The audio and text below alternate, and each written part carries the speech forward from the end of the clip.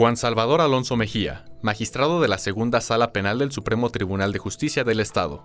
Es egresado de la Facultad de Derecho y Ciencias Sociales de la Universidad Michoacana de San Nicolás de Hidalgo, obteniendo los títulos de licenciado en Derecho y maestro en Derecho.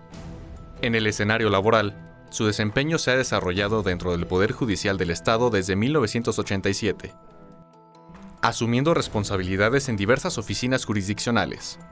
Como juez de primera instancia inició en 2003 y en 2015 formó parte de la primera generación de jueces de oralidad penal que en audiencia abierta al público resuelven los asuntos.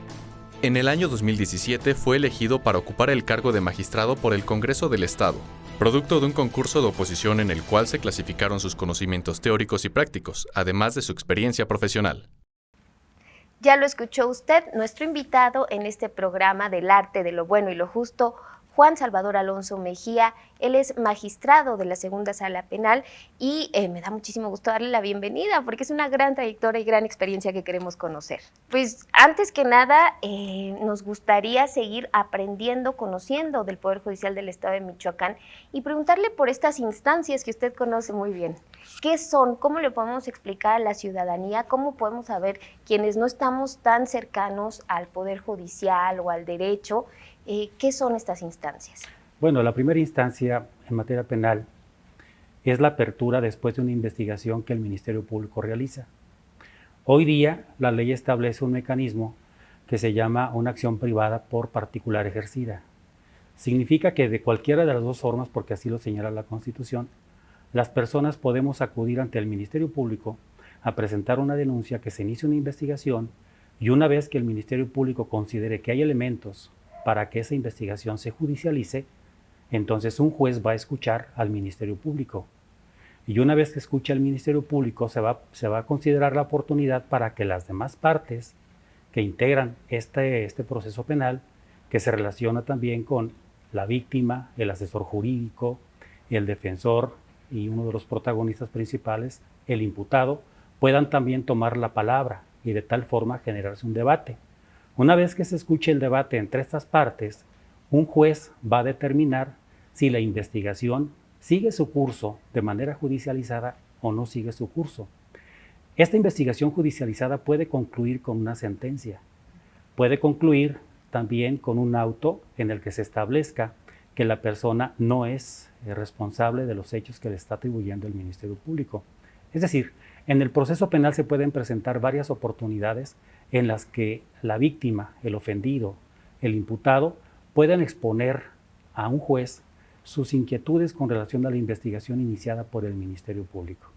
Esto puede ser que con motivo de un auto de vinculación a proceso, un magistrado, es decir, un juez de segundo grado, lo correcto es magistrado, en segunda instancia pueda revise lo que hizo el juez, revise lo que debatieron las partes y con motivo de los agravios que se expresen por las partes inconformes, pueda resolver si estuvo correcto o no estuvo correcto lo que se resolvió por parte del juez. Esto se puede presentar en las diversas resoluciones que se presentan en primera instancia y la más principal es la sentencia. Claro. Entonces, bueno, ya nos vamos acercando a esta función del magistrado.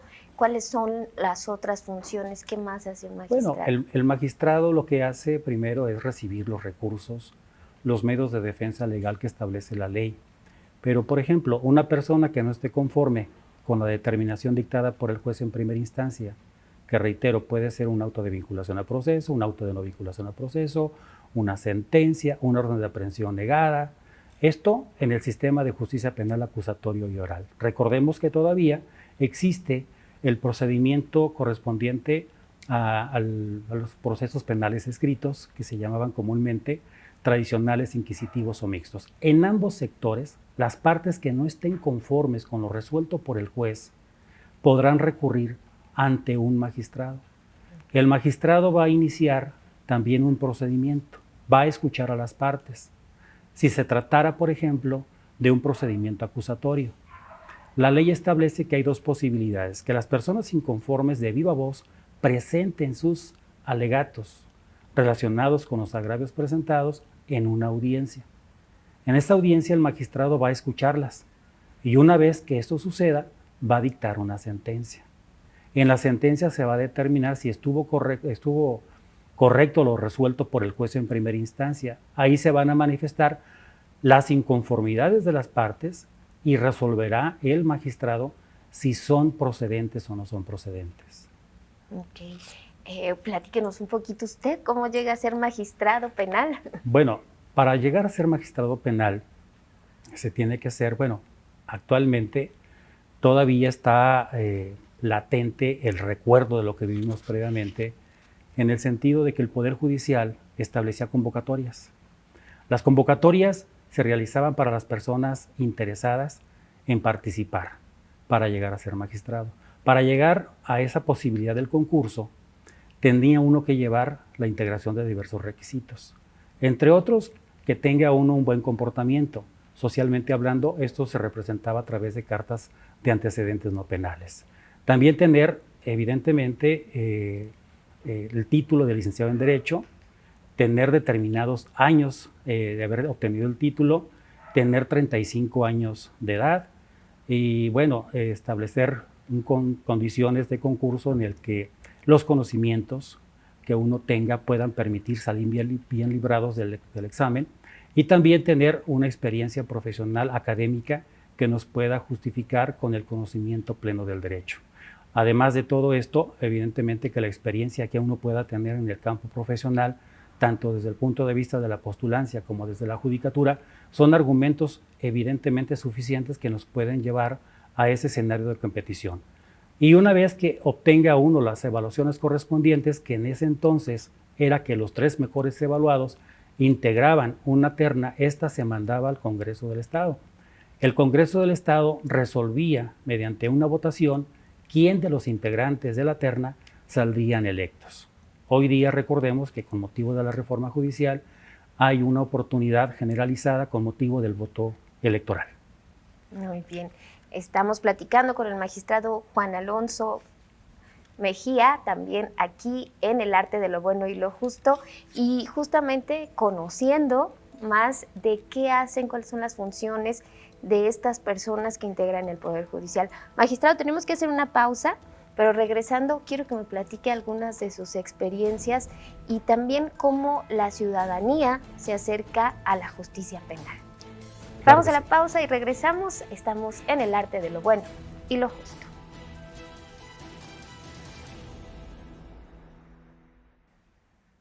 Muchísimas gracias por continuar con nosotros. Estamos con el magistrado Juan Salvador Alonso. Y antes de la pausa, yo le quería preguntar justamente por la materia penal. ¿Qué implica? ¿Cuáles son los casos que ustedes ven? ¿Por qué se acerca la ciudadanía a ustedes? Bueno, la ley establece un catálogo de delitos. La materia penal involucra, asuntos que involucran, para la redundancia, involucran necesariamente la libertad de las personas. Pero no todos los delitos entrañan una restricción de la libertad. La materia penal, es un tema históricamente relevante en nuestra sociedad. De tal forma, el Estado busca, a través del control de las conductas consideradas como delictivas, sancionarlas. Pero evidentemente que lo que busca el Estado es sancionar al culpable, proteger al inocente, ¿verdad? Y también satisfacer a las víctimas de los delitos que se les pague la reparación del daño, en la medida que esto sea posible mediante el proceso penal que se lleve, como se decía, en ambas instancias, en primera y en segunda instancia. La materia penal involucra delitos de mucha importancia y drama social, como son los secuestros, los homicidios, violaciones, pero también hay otro tipo de delitos que ha considerado el legislador considerarlos como tales, que no entrañan necesariamente penas privativas de la libertad. Pueden ser delitos de orden patrimonial, de el honor, de consideraciones de, por ejemplo, un percance vehicular, un percance en el que materialmente el legislador no haya definido una pena de prisión, pero sí comprende una sanción pecuniaria, comprende eventualmente también el pago de la reparación del daño, pero esto es una posibilidad que se puede manifestar a través de una sentencia. Pero recordemos que también la ley establece mecanismos alternativos de solución de controversias. Esto es, que las partes, la víctima, el ofendido, el imputado, el investigado, pueden ponerse de acuerdo. Y una vez que se pongan de acuerdo, pueden evitar que el aparato judicial, el aparato del Ministerio Público, el judicial, entren en curso potencializado hasta la terminación de una investigación y de una sentencia, y aprovechando el mecanismo que he señalado, pueden llegar a ponerse de acuerdo a través del pago de una reparación del daño, o bien que no necesariamente se manifieste esto, sino que haya la manifestación de la víctima, del ofendido, en el que se dé por satisfecho de las disculpas que eventualmente, y dependiendo del caso de que se trate, quede concluido el asunto. La materia penal también involucra aspectos donde, por la naturaleza de los delitos, sean de gran impacto. Por ejemplo, los secuestros, donde tienen una pena de hasta 140 años de prisión actualmente. Entonces, esto ha generado mucha polémica. El cuidado de los procesos es prolongado, es cuidadoso, y por tal motivo, en ocasiones, no son prontas las soluciones en cuanto al tiempo para terminar el proceso penal. Puede que esta sea una de las principales quejas de la ciudadanía, ¿no? El tiempo que se puede tardar. Pues sí, mire, porque puede ser complejo en la medida de la duración de los procesos penales, pero habría que ver cuáles son las circunstancias que en estos ocasionalmente se presentan. El interés del imputado, por ejemplo, es tratar a toda costa, cuidando su presunción de inocencia, cuáles son las estrategias que el Ministerio Público lleve a cabo. También el asesor jurídico, que es el abogado de la víctima y la misma víctima. Puede ser que el ejercicio de presentar pruebas por el Ministerio Público sea replicado por la asesoría jurídica y la víctima, y de acuerdo con las estrategias que tenga la persona investigada, su defensor, también se incorporen en el derecho que también tiene el imputado, el investigado, el acusado, de presentar pruebas. Y en ocasiones la presentación de las pruebas no es cosa fácil. Se tiene que llevar a cabo una logística de tiempo, de lugar, de personas, de pruebas, que no es tan fácil presentarlas en breve tiempo. Claro, y también por eso es importante que exista esta segunda instancia, ¿no? Que los magistrados también puedan conocer. En segunda instancia se puede vigilar incluso la buena marcha del procedimiento de primera instancia, que repercute también con la actividad probatoria. Es decir, puede que en ocasiones el acusado esté involucrado en un proceso donde estén a su vez otras personas, y puede ser que él por su cuenta quiera que el proceso termine rápido. Este esquema ha sido explorado, y esto puede favorecer en un aspecto social que no solamente las víctimas, con motivo de una eventual reparación del daño, sino que también con relación al acusado, el proceso termine. Estábamos hablando del secuestro, pero pueden ser otro tipo de delitos, lesiones, robo, despojos, no sé. El diverso catálogo que señala la ley de nuestro estado, pues permite esa posibilidad, y puede que en un procedimiento más breve, más rápido, separado las circunstancias que imperan en otras personas, se pueden elegir, por ejemplo, un mecanismo en el sistema acusatorio que se llama procedimiento abreviado. Okay. En esas consideraciones el proceso puede ser más rápido. Hay otros escenarios en los que todavía no se ha explorado abundantemente, y que puede concluir en un diverso mecanismo de un juicio si hay condiciones para que los diversos acusados puedan elegir más rápidamente la culminación de su proceso penal. ¿Qué tipo de resoluciones emiten ustedes? Explíquenos un poquito estos conceptos de la revocación, de la confirmación. Sí, bueno, se trata de una sentencia. Hablemos de un recurso de apelación. En el recurso de apelación hay un procedimiento que señala la ley. Hay que revisar primero si el recurso que se manda por parte del juez en el sistema acusatorio es admisible el recurso. Nosotros nos ocupamos de revisarlo, si están integradas los registros correctamente. Consideremos que sí, se admite el recurso. Hay dos posibilidades. Una, que la ley le señala a las partes interesadas que se lleve a cabo una audiencia. En esa audiencia, presentes las partes que deban estarlo, pueden estarlo cualquiera, pero obligadamente tiene que estar presente el Ministerio Público, el defensor, el asesor jurídico y, en mi consideración, también la persona imputada. La víctima no es necesario que se encuentre presente. Se lleva a cabo la audiencia, ahí se puede dictar la resolución. O puede ser que dentro de los 3 días siguientes se emita una resolución por escrito. Puede ser que no se solicite la audiencia ni que se considere por el magistrado la necesidad de llevarla a cabo. Si esto es así, se dicta la sentencia por escrito. En síntesis, un recurso tiene por propósito, como usted lo citaba, revocar, modificar o confirmar la determinación impugnada. Si se confirma, bueno, tiene la posibilidad, la parte interesada, de llevar a cabo un diverso medio de defensa legal que se puede ir al amparo. Claro.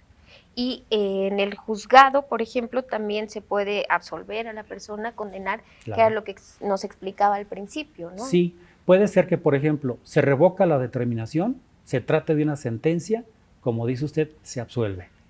Los efectos de una sentencia de segunda instancia son de inmediato, es una ejecutoria, y de tal forma la persona que quede en libertad, de tal forma queda establecida. Pero, por ejemplo, si es una sentencia absolutoria, se revoque la determinación o se modifique. Puede ser que en ambos casos genere la posibilidad de una reaprehensión de la persona. Se puede establecer en ambos casos. Se apela a una sentencia absolutoria, es posible que en segunda instancia se ordene la reaprehensión de la persona para que cumpla la pena que se imponga en la misma sentencia de segunda instancia a disposición de un diverso juez que se llama juez de ejecución. Muy bien. Pues con esta información, magistrado, permítame ir a una pausa, pero seguimos platicando aquí en El Arte de lo Bueno y lo Justo con Juan Salvador Alonso Mejía. Volvemos.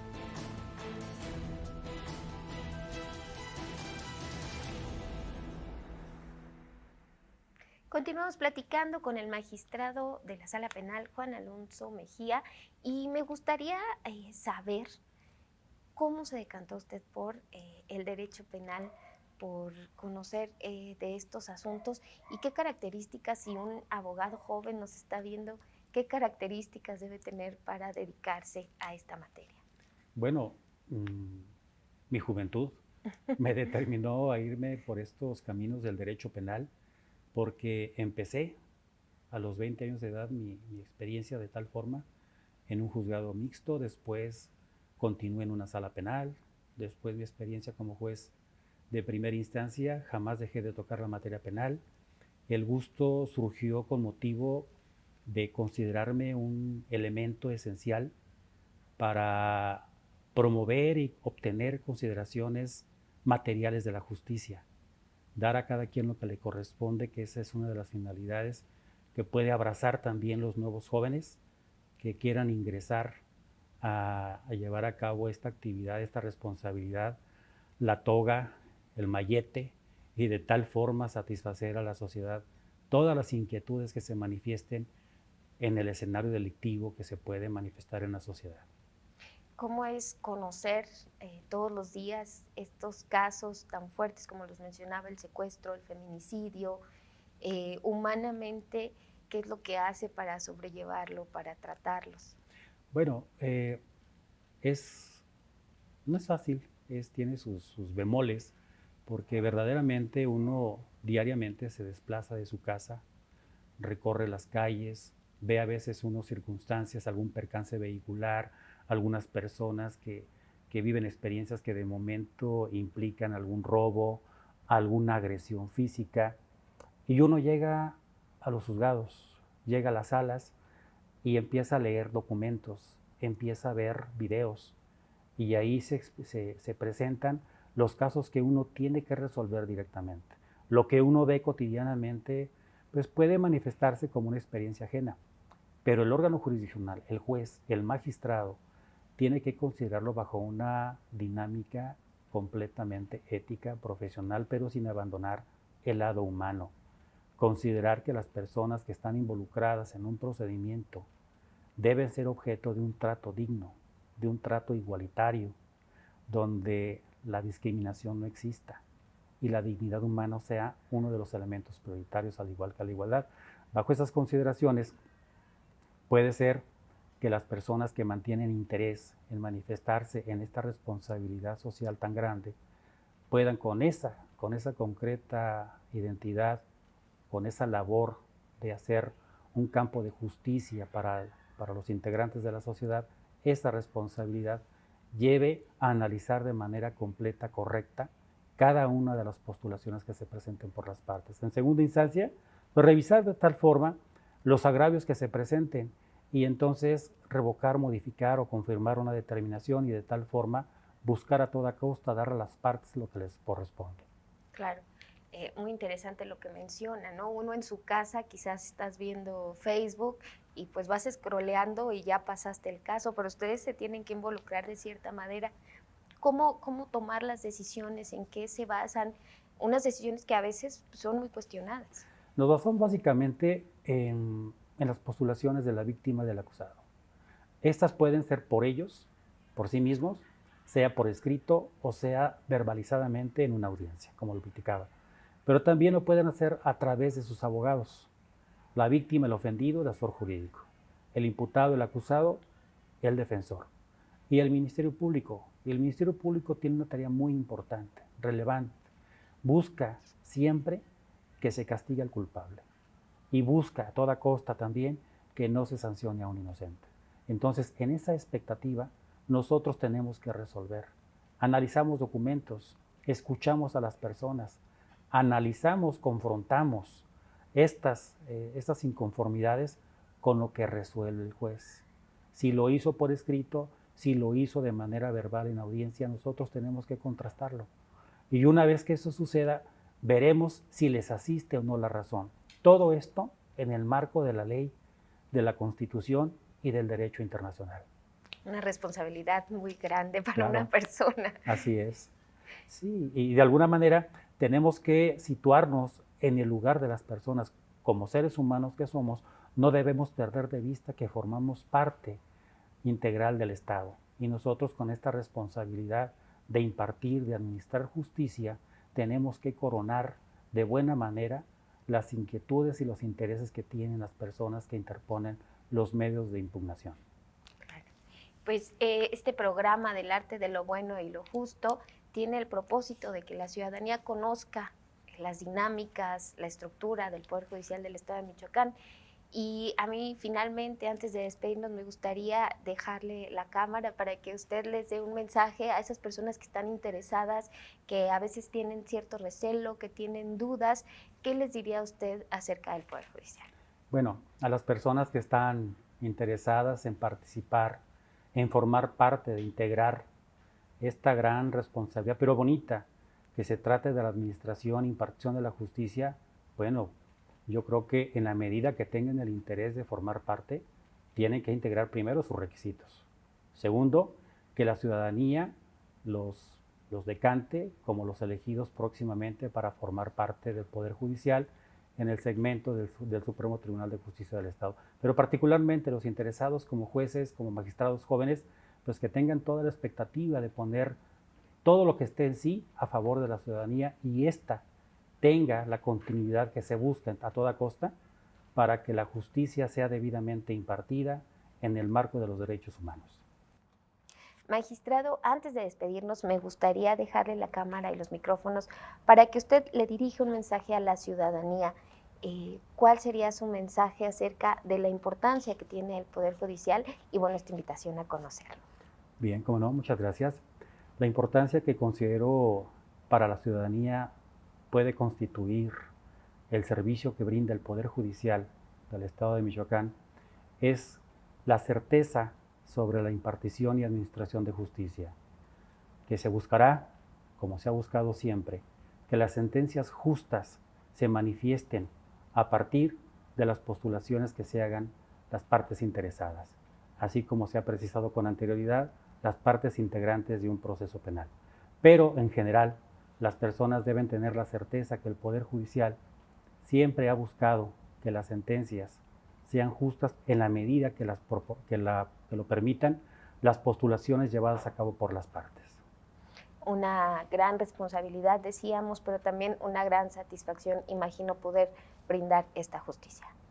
Muy bien, claro que sí. Muchísimas gracias. Gracias, magistrado, por habernos acompañado. Gracias a ustedes también por estar en el arte de lo bueno y lo justo.